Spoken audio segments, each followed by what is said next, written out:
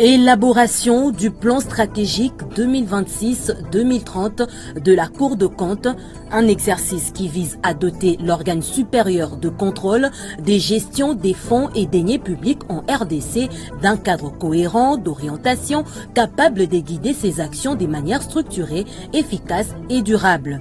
Travaux assurés par le Conseil régional des formations des institutions supérieures, des contrôles des finances publiques d'Afrique francophone subsaharienne, CREFIAF en sigle. Le directeur général du Fonds de promotion de l'industrie FPI, Hervé Claude Toumba Batou Konké, à la tête d'une importante délégation, a séjourné à Lubumbashi dans le Haut-Katanga dans le cadre d'une mission de suivi des investissements soutenus par le FPI. De la patrouille financière au contrôle systémique, c'était le thème principal au centre d'un plateau spécial où l'inspecteur général des finances, chef des services Christophe Bitassimwa Bailly, a été convié à parler également du plan stratégique triennal 2026-2028 de son institution. Vous l'écouterez dans ce numéro de votre magazine Fiscalité et Développement dans une présentation de Didi Mavambo, Nombolo Pépé, Frédéric.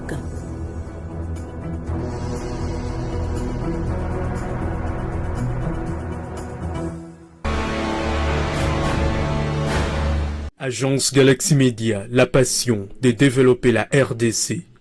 Merci de choisir cette chaîne pour suivre ce nouveau numéro de Fiscalité et Développement, magazine hebdomadaire d'information économico-financière et questions de développement au pays des Patrice Emery Lumumba.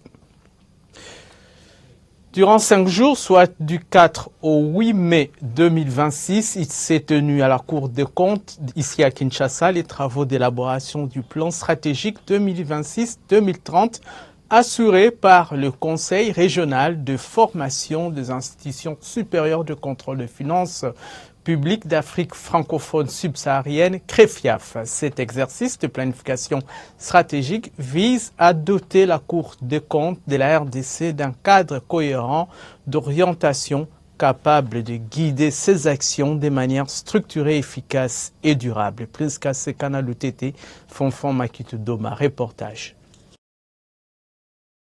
C'est devant les procureurs généraux près la Cour de compte que le premier président de cet organe supérieur de contrôle des gestions des fonds et deniers publics, Jimmy Munganga Ngwaka, a procédé au lancement officiel des travaux d'élaboration du plan stratégique 2026-2030 de la Cour de compte, ici dans la salle Mabi Mulumba, au siège administratif de cette institution.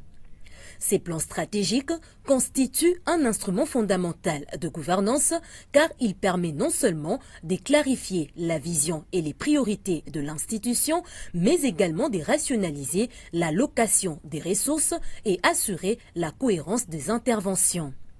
Avec l'appui du Conseil régional, des formations des institutions supérieures de contrôle des finances publiques d'Afrique francophone subsaharienne, CREFIAF en sigle, la Cour de compte de la République démocratique du Congo espère poser un diagnostic devant conduire au renforcement de son efficacité, sa crédibilité et son impact sur la gestion des finances publiques. La planification stratégique est un moment clé dans la vie d'une institution. Elle permet de se projeter, de clarifier sa vision, de définir ses priorités et de mieux utiliser ses ressources. C'est aussi un outil concret pour renforcer l'impact des actions menées et répondre aux attentes des citoyens dans un contexte où les exigences de redevabilité sont de plus en plus fortes. C'est dans cet esprit que les experts du CREFIAF prennent part à cette rencontre avec un engagement total et des objectifs clairs, à savoir l'analyse du diagnostic, la définition des orientations stratégiques et l'identification des programmes prioritaires. L'élaboration de ces futurs plans stratégiques 2026-2030, initié par la Cour de compte, ne vient pas remplacer celui qui existe devenu à terme, mais bien au contraire, il vient favoriser une meilleure anticipation des défis, une adaptation continue aux évolutions de l'environnement et une prise de décision éclairée. En ce sens, il constitue un levier stratégique pour consolider l'indépendance de la Cour des comptes et affirmer son rôle dans les dispositifs de redevabilité publique. Les avantages attendus de ce plan stratégique sont multiples. Il contribuera à améliorer la qualité des audits et des jugements, à renforcer la transparence et la communication avec les parties prenantes et à moderniser les outils et systèmes d'information. En définitive, il permettra d'accroître l'impact des interventions de la Cour au bénéfice de la gouvernance publique et des citoyens. Comme le souligne l'approche promue par l'INTOSAI, une institution supérieure de contrôle efficace est celle qui sait où elle va, pourquoi elle agit et comment elle mobilise ses ressources pour atteindre ses objectifs. Le présent exercice de planification stratégique 2026-2030 s'inscrit dans la droite ligne de la vision du chef de l'État Félix-Antoine Tshisekedi Tshilombo, celle de promouvoir une gouvernance publique exemplaire fondée sur la transparence, la redevabilité et l'efficacité de l'action publique. Après plusieurs séances de travail intenses entre l'équipe des missions du Fonds monétaire international, FMI et le gouvernement de la République, notamment le ministère des Finances ainsi que les autres ministères sectoriels et institutions concernées, les services du FMI et les autorités congolaises sont parvenus le mercredi 6 mai 2026 à un accord au niveau des services sur la 3e revue au titre de la facilité élargie des crédits FEC et la 2e revue au titre de la facilité pour la résilience et la durabilité FRD. Les discussions au titre de l'article 4 pour 2026 ont également été achevées. L'économie congolaise reste résiliente malgré l'impact de la persistance du conflit armé dans la partie est du pays et les répercussions de la guerre au Moyen-Orient. Selon la cellule de communication du ministère des Finances, le FMI relève que l'accélération des réformes, la prudence monétaire ainsi qu'une utilisation transparente et efficace des ressources publiques, y compris celles issues de l'eurobond, demeurent essentielles pour renforcer la résilience, préserver la stabilité macroéconomique et jeter les bases d'une croissance plus inclusive. Une importante délégation du Fonds de promotion de l'industrie FPI, conduite par son directeur général Hervé-Claude Ntumba Batukonke, a séjourné la semaine qui s'achève à Lubumbashi dans le Haut-Katanga dans le cadre d'une mission de suivi des investissements soutenus par le FPI. Les détails dans ce reportage réalisé par la cellule de communication de cet établissement public. Le Fonds de promotion de l'industrie veut mesurer l'impact réel des projets qu'il finance. Une délégation conduite par le directeur général du FPI, Hervé-Claude Batukonke, séjourne à Lubumbashi dans le cadre d'une mission de suivi des investissements soutenus par l'établissement public. Première étape de cette ronde, le groupe Mining Engineering Service MES, ce consortium industriel financé par le FPI, développe plusieurs activités stratégiques dans le secteur des équipements miniers, des câbles électriques, des matériaux de construction, des emballages ainsi que des produits de grande consommation. Tous les produits fabriqués par le groupe répondent aux normes internationales ISO, un signal encourageant pour l'industrie congolaise qui réduit progressivement sa dépendance aux importations. Le consortium sollicite aujourd'hui un financement complémentaire afin d'étendre ses capacités de production. Une requête que le directeur général du FPI a confiée aux analystes pour examen approfondi. Je suis très ravi de cette visite au niveau des Mining Engineering Services, la compagnie MS. Ce qui est réalisé ici et ce qui est FPI pour cette institution, je vois qu'il y a une très bonne collaboration. Et cette collaboration va nous permettre à ce que nous puissions continuer à soutenir ce que MS est en train de faire ici parce que nous constatons qu'il y a vraiment des incidents socio-économiques de cette zone. Et le développement de ce qui est fait ici est vraiment impressionnant. Voilà pourquoi nous parlons industrialisation au niveau de notre pays. C'est très important. Voilà, quand je vois des gens comme des dames comme ça qui ont fait l'université et qui viennent travailler ici dans un département conduit rien que par des femmes, moi ça ne fait que m'encourager parce que j'ai toujours voulu que les femmes congolaises puissent être valorisées. Grâce à cette compagnie, la RDC est en train de bouger vers l'exportation. D'ailleurs, ça c'est la vision même du chef de l'État qui veut que nous puissions transformer et aussi exporter. Ça permet à ce que nous puissions avoir une balance commerciale équilibrée. Les fonds de promotion de l'industrie vont continuer à soutenir les efforts de cette compagnie. Depuis son implantation, le groupe a créé plus de 1500 emplois directs et indirects. Hervé Claude Batou-Conqué a insisté sur la nécessité de garantir des emplois durables et le respect des obligations fiscales, notamment le paiement de la taxe de promotion de l'industrie. La mission du FPI dans le Haut-Katanga s'inscrit également dans une logique de proximité avec les agents et les autorités provinciales. À Lubumbashi, le directeur général a échangé avec le personnel avant de présenter ses civilités au gouverneur Martin Kazembe-Choula. Les discussions ont porté sur les investissements industriels, le développement économique ainsi que la mobilisation des recettes nécessaires au financement des projets structurants. Pour parler développement de cette province, dans le cadre de l'industrialisation, il y a déjà beaucoup de choses qui sont faites ici au niveau de cette province pour son développement. Pour le FPI, la synergie entre les institutions reste indispensable pour accélérer l'industrialisation de la République démocratique du Congo. Mission d'évaluation des entreprises publiques à potentiel stratégique. Le directeur général adjoint du FPI, Blaise Mastaki Birinoa, a effectué une visite de terrain axée sur les capacités opérationnel du Service national des approvisionnements et de l'imprimerie Senapi, une structure chargée de l'impression de documents officiels de l'État congolais. C'était le mercredi 6 mai 2026. Images et commentaires. Au Service national des approvisionnements et de l'imprimerie Senapi, le Fonds de promotion de l'industrie FPI a poursuivi sa mission d'évaluation des entreprises publiques à potentiel stratégique. Reçu par le directeur général du Senapi, Youssouf Bin Ntambi, le directeur général adjoint du FPI, Blaise Mastaki Birinoa, a effectué une visite des terrains axée sur les capacités opérationnelles de cette structure chargée de l'impression des documents officiels de l'État. Créée pour répondre aux besoins des administrations publiques, des entreprises du portefeuille et des établissements d'enseignement, le Senapi reste un outil clé du fonctionnement administratif en République démocratique du Congo. Mais sur le terrain, les constats révèlent un service confronté à plusieurs difficultés structurelles. Ce que nous attendons du FPI, c'est ce que le FPI fait partout ailleurs.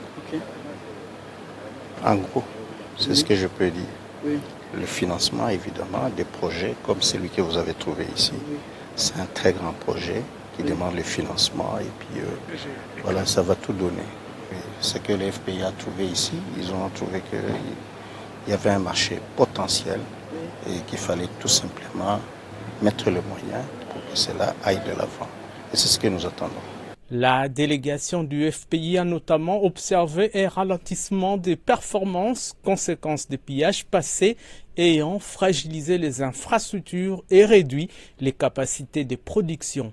Pour soutenir sa relance, un partenariat avait été conclu entre le gouvernement et la firme Jabal Nour pour l'acquisition de nouvelles machines d'imprimerie.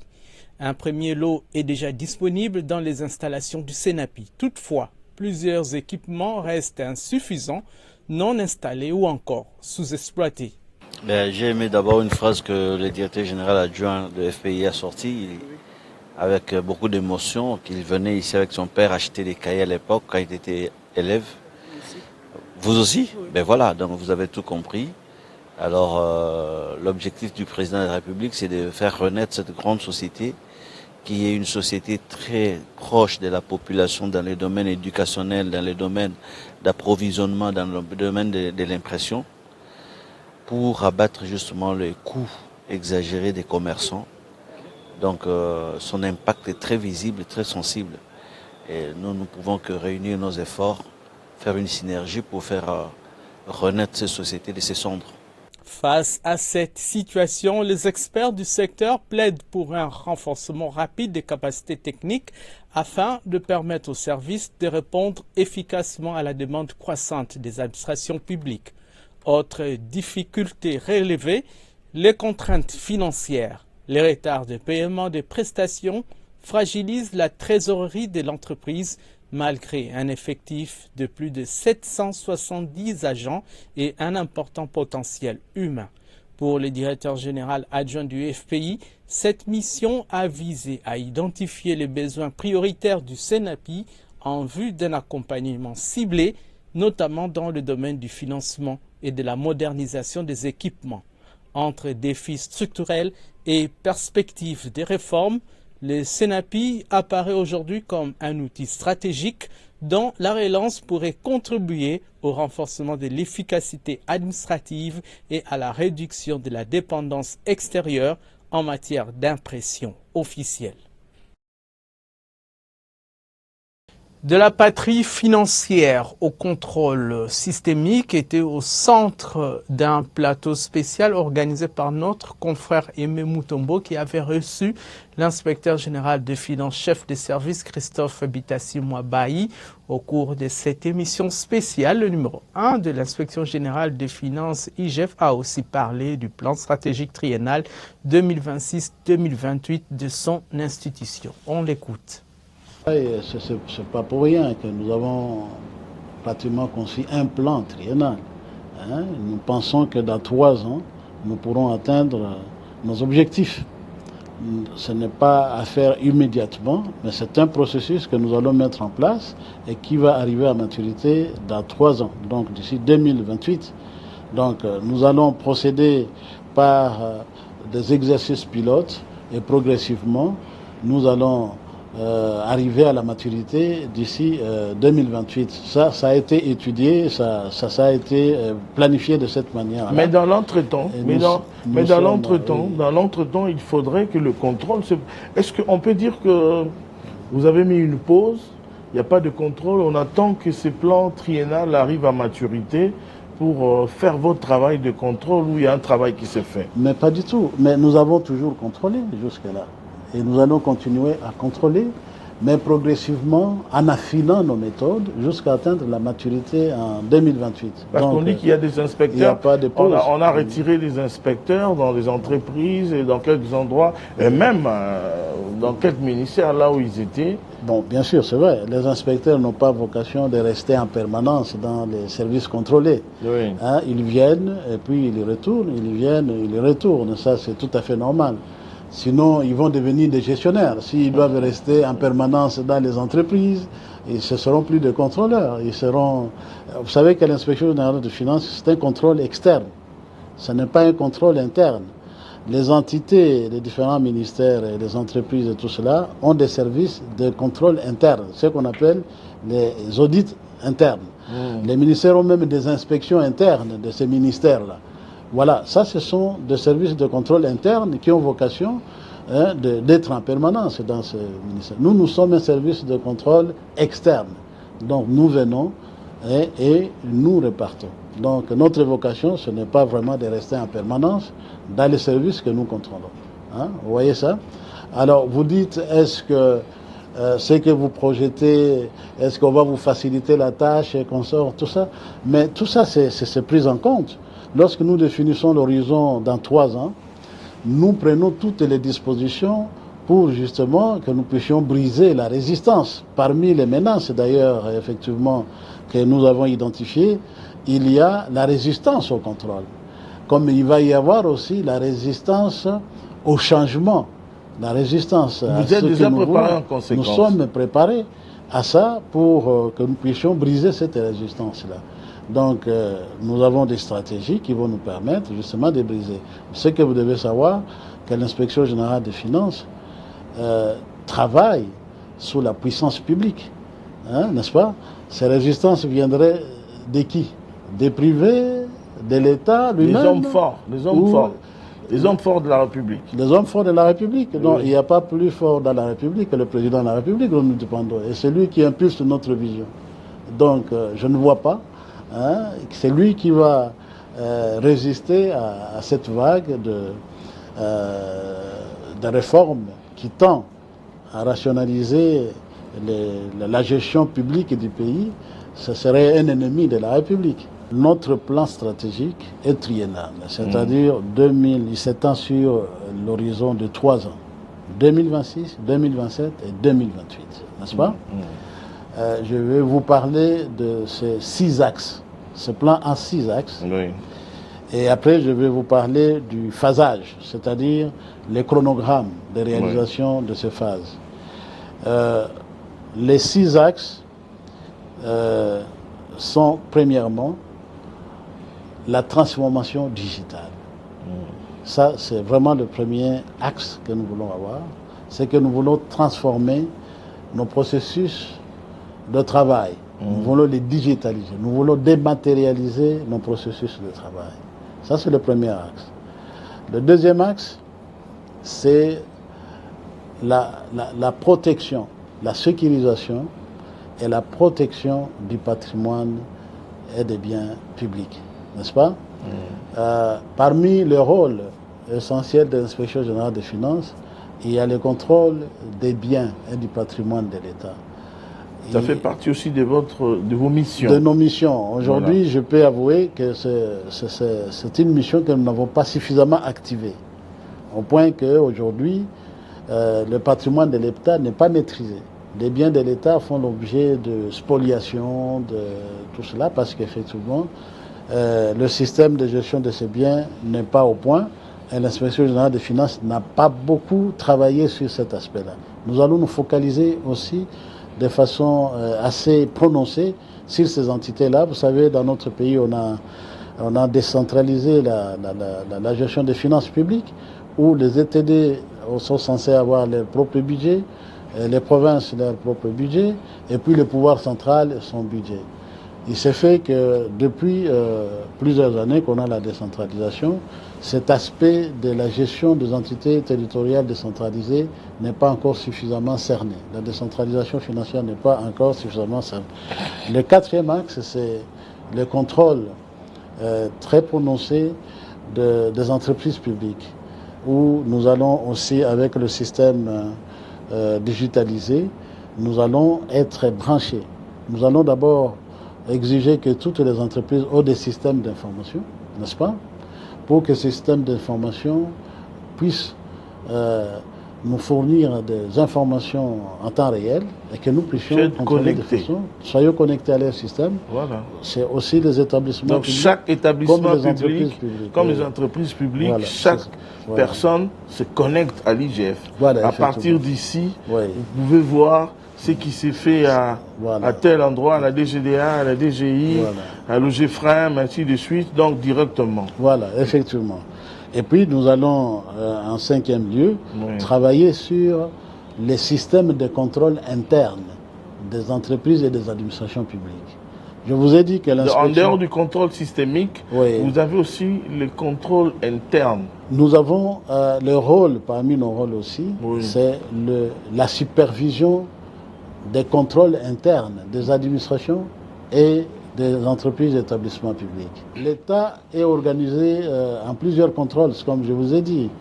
Chaque entité a des organes internes de contrôle.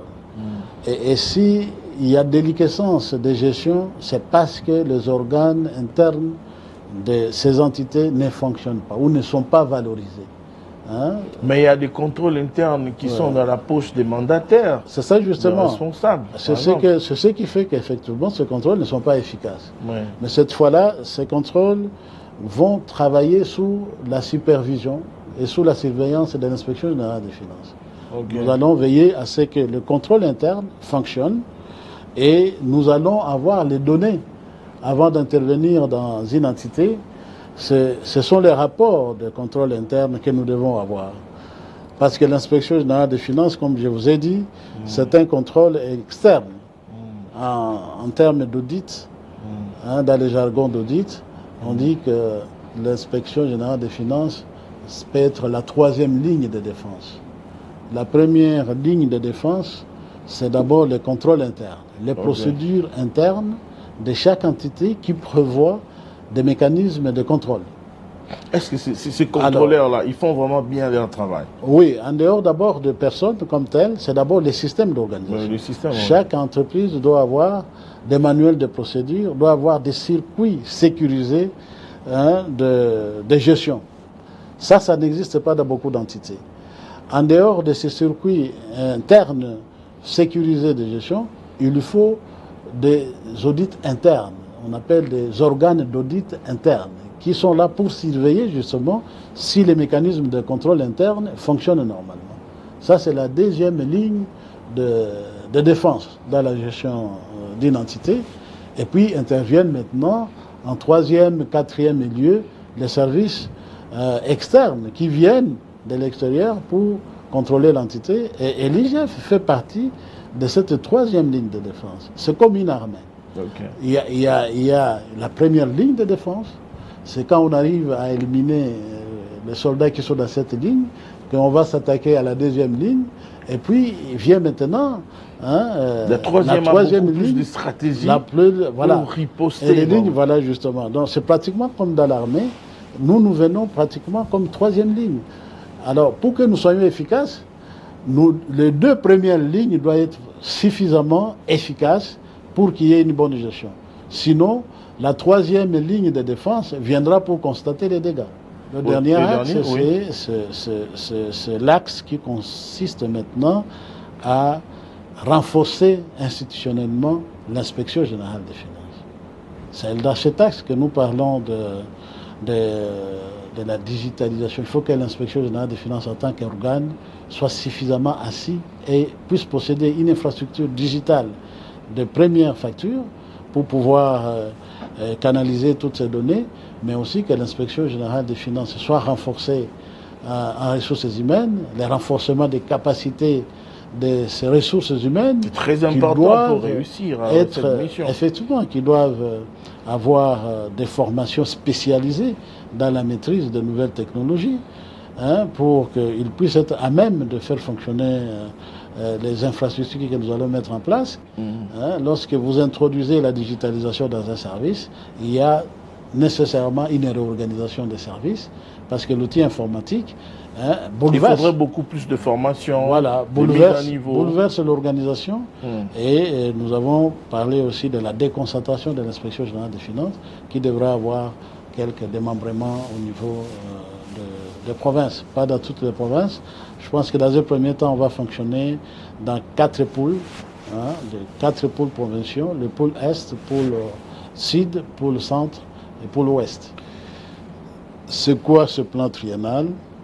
C'est un plan qui permet à l'inspection générale des finances de concrétiser sa nouvelle stratégie. Sa nouvelle stratégie qui consiste à exercer un contrôle systémique. Jusque-là, nous avons fait des contrôles a posteriori, des contrôles a priori qu'on a appelés patrouilles. Et là, nous avons évolué dans la stratégie. Nous allons exercer désormais, à la fin de la concrétisation de ces plans, à un contrôle systémique.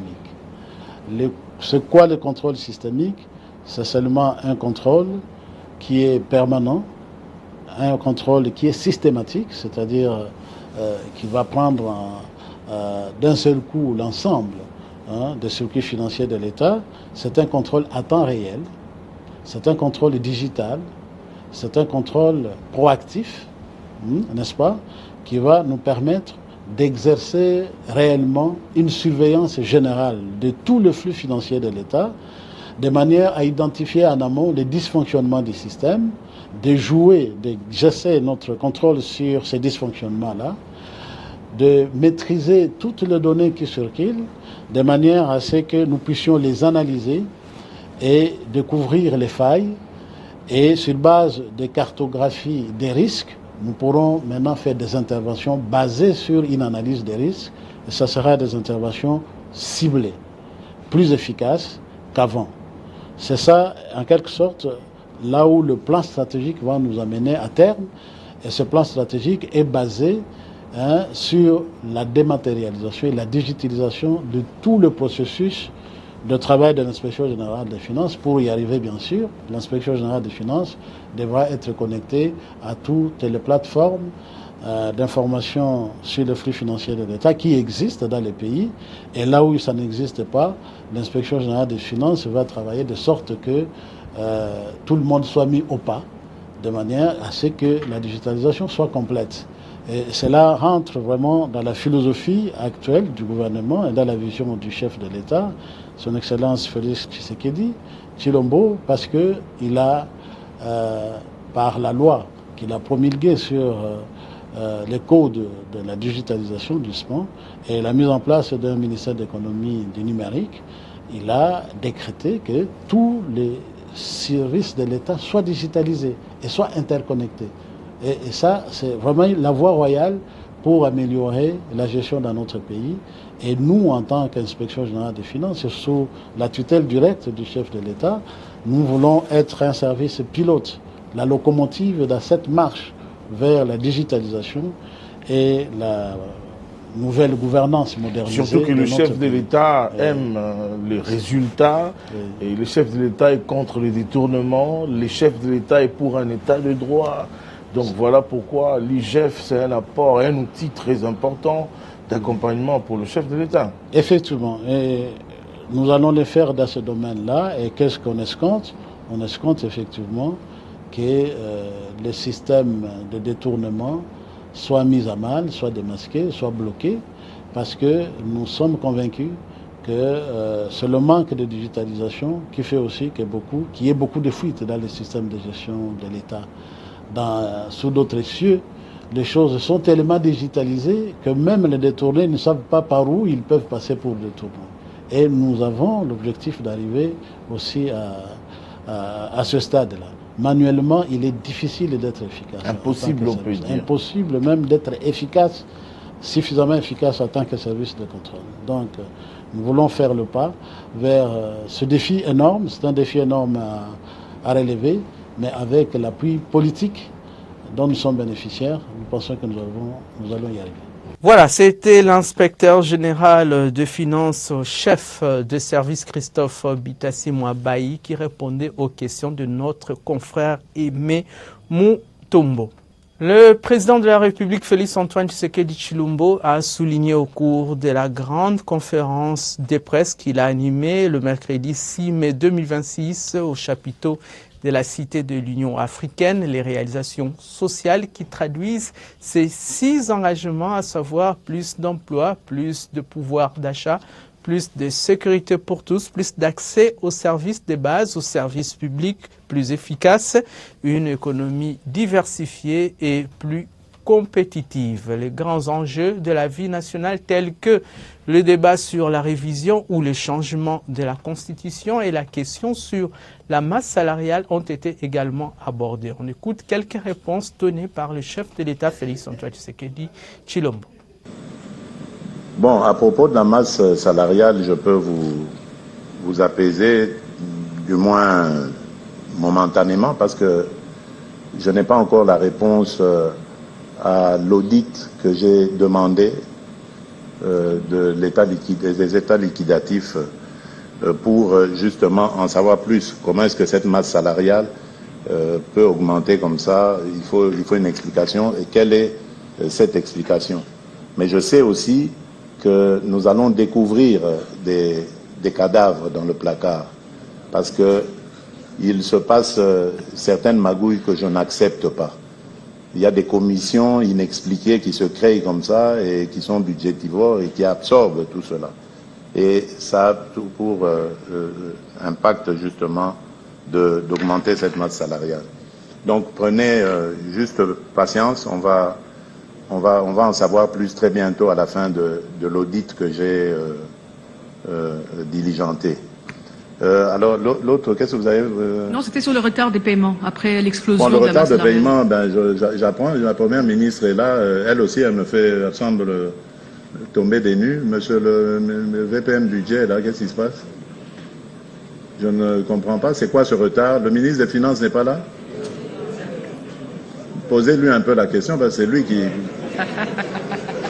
Donc ça veut dire que même moi aussi je suis victime de ce retard, je n'ai pas reçu mon salaire. C'est quoi cette histoire? Merci, Excellence, Monsieur le Président de la République, chef de l'État, avec l'expression de nos hommages les plus déférents. Exactement, nous avons connu au premier trimestre de l'année 2026 quelques jours de retard qui ont été annoncés. Et tous les fonctionnaires de l'État ne s'en plaignent pas. Parce que généralement, ce n'est pas la première fois. Ceux qui travaillent depuis des années comme nous dans l'administration, nous savons qu'au premier trimestre, il y a des ajustements qui amènent des décalages de 5 à 10 jours. Ces décalages ont été rattrapés au mois d'avril. Tous les fonctionnaires de l'État ont été payés au 30, tel que votre gouvernement l'avait annoncé sous la coordination de son Excellence Madame la Première ministre, chef du gouvernement. Et donc les professionnels des médias qui sont dans la salle, ils n'ont qu'à vérifier la vraie information. Au 30, tous les fonctionnaires ont été payés. Ils sont en train de les témoigner comme vous pouvez les constater. Excellence, Monsieur le Président de la République, chef de l'État, votre gouvernement est en train de mettre en œuvre une réforme majeure. Une réforme majeure qui va améliorer les conditions sociales des agents et fonctionnaires de l'État à travers la prise en charge de la Caisse nationale de sécurité sociale. Des agents et fonctionnaires de l'État, la CENSAP. La CENSAP, oui. C'est cela qui conduit à ce que, catégorie par catégorie, nous sommes en train de prélever sous la coordination de Monsieur le Vice-Premier ministre de la fonction publique. Et les professionnels des médias n'ont qu'à chercher la meilleure information au niveau du gouvernement. Mais manifestement, vous l'avez fait sans communication. Excellence, Monsieur le Président de la République, tous les délégués syndicaux font partie du processus et sont membres du comité et du conseil d'administration de la CENSAP. Et donc les fonctionnaires sont informés. Très bien.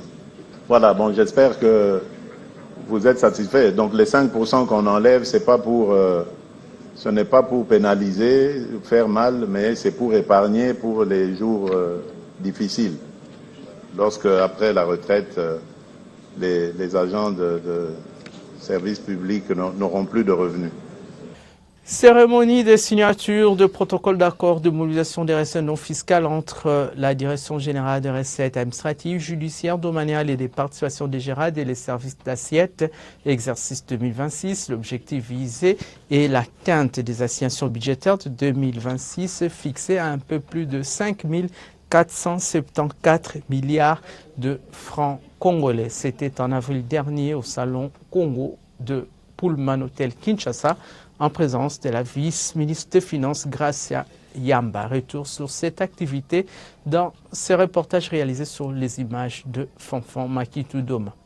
Décor planté au Salon Congo de Pullman Hotel Kinshasa pour la cérémonie de signature de protocole d'accord de mobilisation des recettes non fiscales pour l'exercice 2026 entre la Direction générale des recettes administratives, judiciaires, domaniales et des participations des GERAD, représentés par son directeur général Etienne Uchudi Lutula, et les services d'assiette, représentés par les secrétaires généraux des différents ministères sectoriels. Cela se passe en présence de la vice-ministre des Finances Gracia Yamba, représentant l'Argenté national de Lufwamba Likunde Libotai. Ces pactes signés marquent un signal fort de détermination pour renforcer la collaboration entre la DGRAD et les services d'assiette dans le cadre du dialogue fiscal. La finalité étant l'atteinte des objectifs fixés par les décideurs, ceux d'atteindre voire dépasser les assignations budgétaires annuelles de l'exercice 2026, arrêtées à un peu plus de 5 474 milliards de francs congolais. Pour donner des réponses positives aux attentes du gouvernement, des stratégies communes sont à peaufiner. Les niveaux de recettes assignés à la DGRAD, mais aussi au service d'assiette, a déterminé l'organisation de cette cérémonie de ce jour. En effet, la mobilisation des recettes dans le contexte qui est le nôtre, caractérisé notamment par la guerre d'agression, nous imposer injustement à l'est du pays, constitue un réel défi à relever. Le présent protocole d'accord de mobilisation des recettes non fiscales constitueront donc un outil de pilotage de nos actions par lesquelles nous nous engageons à la lumière de l'arrêté ministériel numéro 026 du 18 mars 2026, signé par son Excellence Monsieur le ministre des Finances, portant mise en place d'un cadre permanent de concertation entre la DGRAD et le service d'assiette, à élaborer les stratégies de mobilisation des recettes non fiscales en vue de traduire en actions concrètes, en résultats palpables, la réalisation des recettes budgétaires. L'amélioration de l'ordonnancement et du recouvrement des recettes par la DGRAD, ainsi que de la constatation et de la liquidation par les services d'assiette, sont parmi les priorités stratégiques devant conduire à la mobilisation plus accrue de recettes non fiscales. Pour Gracia Yamba, vice-ministre des Finances, la signature de ce protocole d'accord est une étape cruciale dans l'engagement de son ministère à garantir la pérennité des finances publiques en RDC. Elle compte sur le cadre de concertation mis en place par le gouvernement. Le cadre permanent de concertation devra être un moteur d'une nouvelle dynamique. Une dynamique de coordination réelle, une dynamique d'anticipation stratégique, une dynamique d'évaluation permanente. Car gouverner, c'est prévoir, mais administrer, c'est aussi rendre compte. Dans cette trajectoire, la mobilisation des recettes non fiscales est bien plus qu'un enjeu technique. Elle est un levier de souveraineté. Elle est un instrument de crédibilité. Elle est une condition de notre indépendance économique. Mon vœu le plus ardent est qu'au terme de cet exercice budgétaire, vous puissiez offrir le gouvernement non seulement des ressources accrues, mais aussi d'une nouvelle preuve que l'administration financière congolaise est capable d'excellence. Il est impérieux de retenir qu'une évaluation sera faite chaque mois et un rapport périodique sera communiqué au ministre des Finances. Ces rapports devront renseigner les étapes franchies, les progrès réalisés dans la mise en œuvre des engagements pris en vue de la réalisation de résultats palpables et mesurables qui en découleront. Cérémonie clôturée par des séances photos souvenirs de famille pour immortaliser cet événement sous l'agrémentation de la chorale Monseigneur Luc Gillon.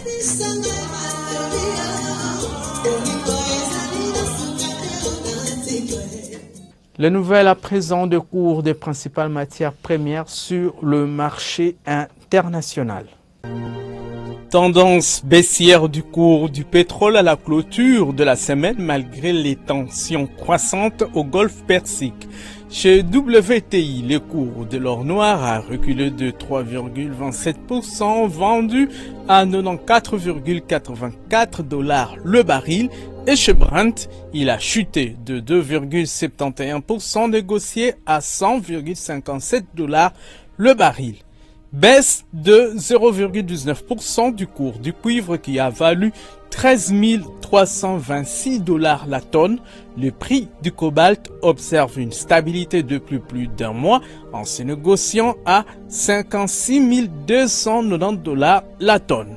Le cours de l'or a connu une hausse de 0,80%. L'once du métal jaune a coûté 4 724,13 $. Il s'est observé une stabilité à tendance montante de prix de produits céréaliers. Le cours du maïs s'est fixé à 453 $ la tonne. Celui du riz paddy, c'est-à-dire non décortiqué, s'est maintenu à 11,80 $ la tonne et du blé à 595 $ la tonne. Le cours du cacao a bouclé la semaine en hausse de 7,19% en se négociant en 4 356 $ la tonne.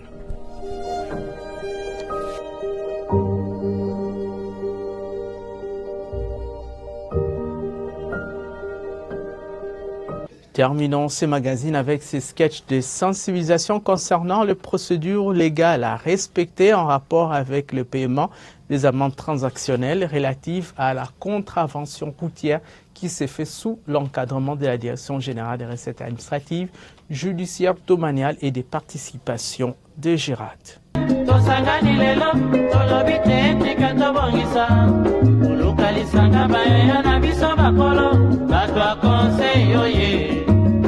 Population ya Congo, jeunesse nationale, basengi lelo po babongisa.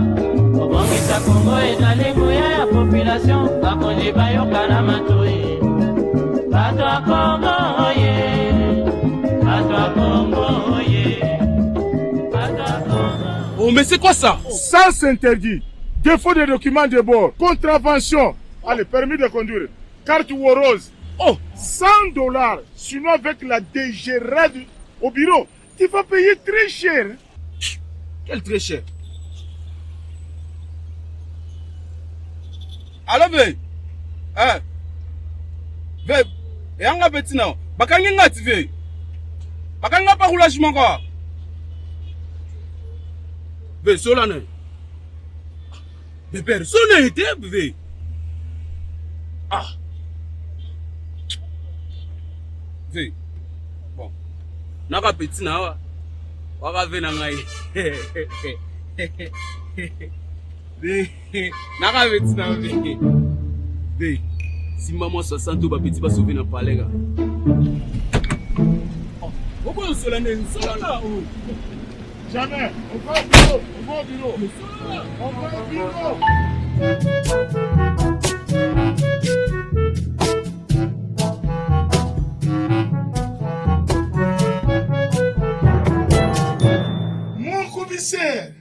Comme d'habitude. Mon OPJ, je suis ton petit frère, hein? Petit frère. Hey! Un policier ne touche pas à l'argent de l'État. Tu vas me créer des problèmes. Mon commissaire, c'est 60. C'est $60, mon commissaire. Mon commissaire, montre-moi alors le taux de l'État. Pour quelle infraction? Circulation à gauche, 20 à $50. Défaut de document de bord, 20 à $35 à payer à la banque après le retrait de la note de perception auprès de l'agent de la DGRAD et après être entendu sur PV. Merci, mon commissaire. Mon commissaire, et le rapport du commandant, commissaire, donc toi, tout ce qu'on nous raconte à la parade, tu somnoles ou tu captes le message? Hein? Mon commissaire, j'ai souffert pour avoir ce contrevenant. Et voilà maintenant, tu me fais rater de l'argent. Que vient faire la DGRAD dans une affaire policière? Ngalouf. Warok, mon commissaire. Ngalouf. La police est un service d'assiette de l'État. C'est-à-dire tout ce que nous collectons comme amende transactionnelle à la PCR, police territoriale, police judiciaire, ce sont des recettes non fiscales. Ça doit entrer dans la caisse de l'État pour contribuer au budget de notre pays. C'est une façon d'appuyer la vision du chef de l'État. Ce qui va permettre de construire des routes, de payer nos soldes, d'acheter nos équipements, contribuer à la gratuité de l'enseignement et autres. C'est comme ça maintenant, mon commissaire. Je suis agent de l'État et mes postes sont de l'État. Le service habilité à ordonnancer, c'est la DGRAD. Mon commissaire, quand nous on interceptait les infractions sous le soleil, est-ce que DGRAD était là? Messieurs, en cas de violation de code de la route, il ne faut jamais payer auprès des policiers. C'est la corruption et c'est une infraction. Le policier doit établir un avis de contravention. Avec ça, il vous achemine devant l'OPJ que je suis pour être entendu sur PV. Après établissement du PV d'audition, il va établir un PV de proposition d'amende transactionnelle en imprimé. En imprimé de valeur, s'il vous plaît. Si c'est un simple papier duplicateur, il faut refuser. Voilà, jusque-là, je ne vois pas la DGRAD. C'est avec ce PV que tu vas te présenter auprès de l'agent de la DGRAD pour la note de perception. Mon commissaire, La DGRAD donne seulement la note de perception et le paiement c'est à la police. Mais non! Avec la note de perception, le contrevenant va payer à la banque. Tout ça après constatation, liquidation et ordonnancement. Mon commissaire, si je comprends bien, les infractions c'est nous et le recouvrement c'est la DGRAD. Oui, c'est lui le receveur de l'État. Donc il faut encore aller à la banque. Mais là ça devient compliqué. Oui. Et d'ailleurs, bientôt, il y aura les ATM à proximité pour faciliter le paiement. Et pour vous, les agents qualifiés, le service de la police n'est pas mort. Bientôt, il y aura une mission de contrôle. Mon OPJ, et comment récupérer les véhicules? Après le paiement à la banque, tu amènes la preuve de paiement. Si on refuse de libérer ton véhicule, eh bien, tu appelles au numéro 114. C'est l'inspection générale. Mon commissaire, prenons seulement pour une dernière fois. Jamais. Le commissaire général et l'inspecteur général veillent sur la procédure. Tu risques de passer un séjour à Ndolo, hein? Pense à ta famille. Mbongo ya l'État, namaboko ya DGRAD. Namabenga ya policier. L'argent de l'État à la banque après note de perception de la DGRAD. Pas dans nos poches.